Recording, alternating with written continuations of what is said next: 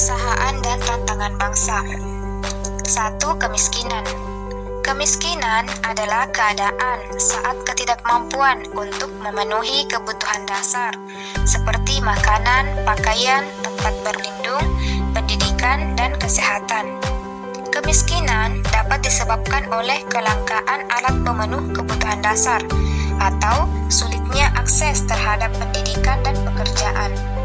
Kemiskinan merupakan masalah global, sebagaimana Deklarasi Copenhagen yang menjelaskan kemiskinan absolut sebagai sebuah kondisi yang dicirikan dengan kekurangan parah kebutuhan dasar manusia, termasuk makanan, air minum yang aman, fasilitas sanitasi, kesehatan, pendidikan, dan informasi.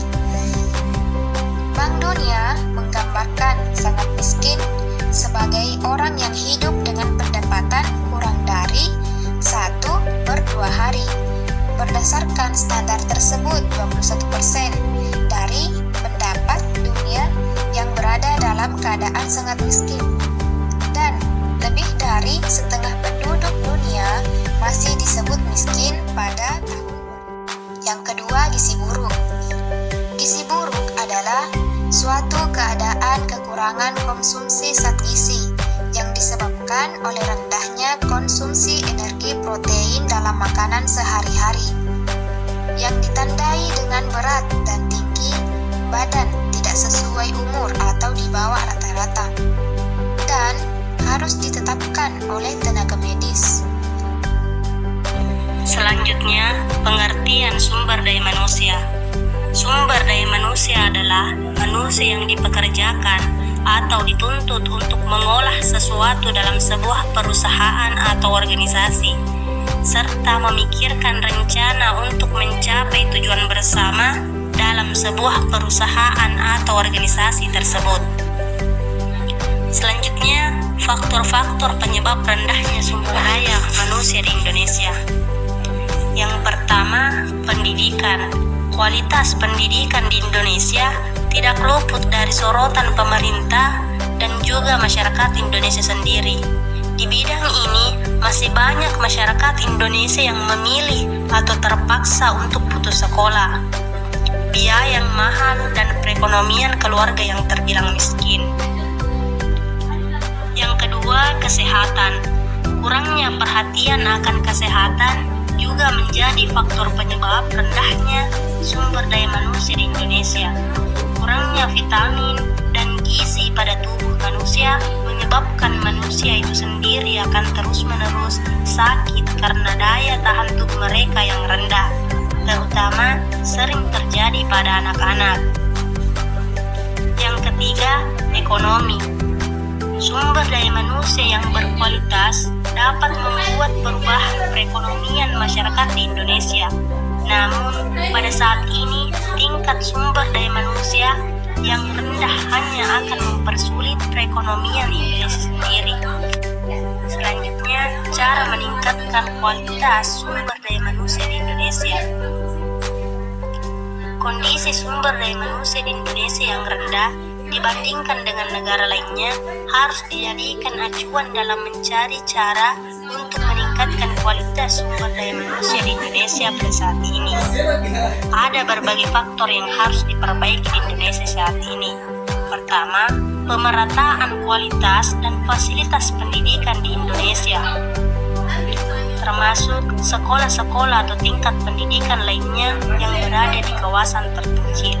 Yang kedua, memberikan keringanan biaya pendidikan untuk masyarakat Indonesia yang benar-benar memiliki perekonomian yang rendah. Selanjutnya, pengangguran. Pengangguran merupakan salah satu masalah utama yang selalu dihadapi setiap negara.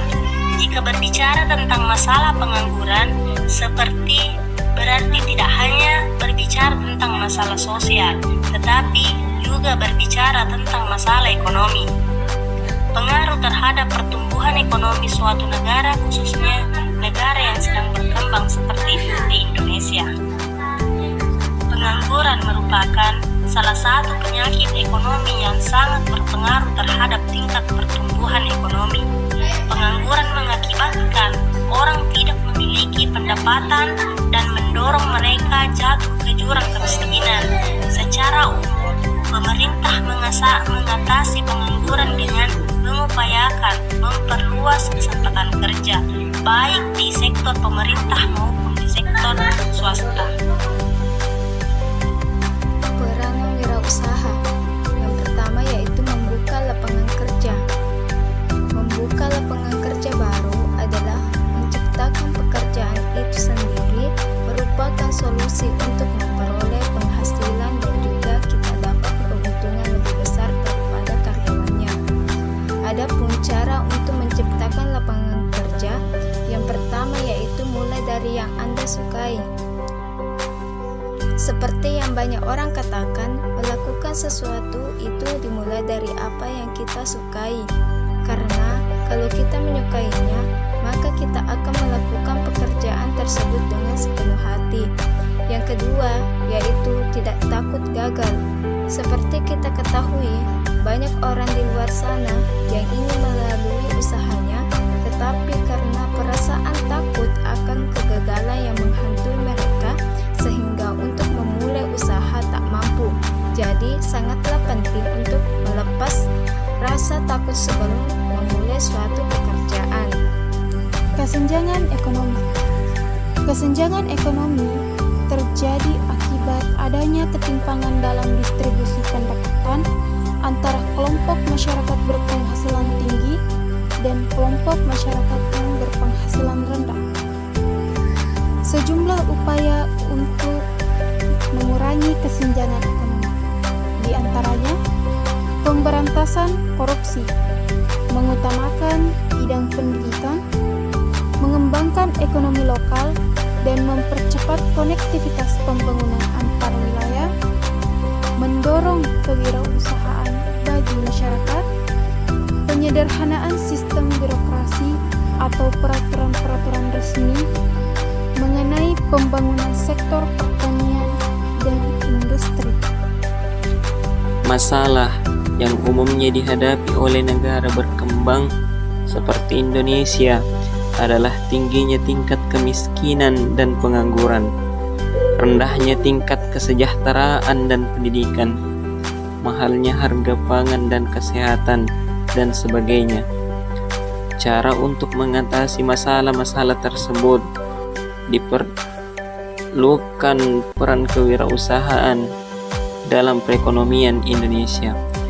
Dapat diketahui, peran wirausaha dalam perekonomian Indonesia adalah sangat diperlukan untuk menciptakan bisnis baru agar dapat membuka lapangan kerja bagi masyarakat Indonesia. Dengan banyaknya sumber ekonomi di Indonesia, pastinya juga akan menambah sektor perpajakan di Indonesia.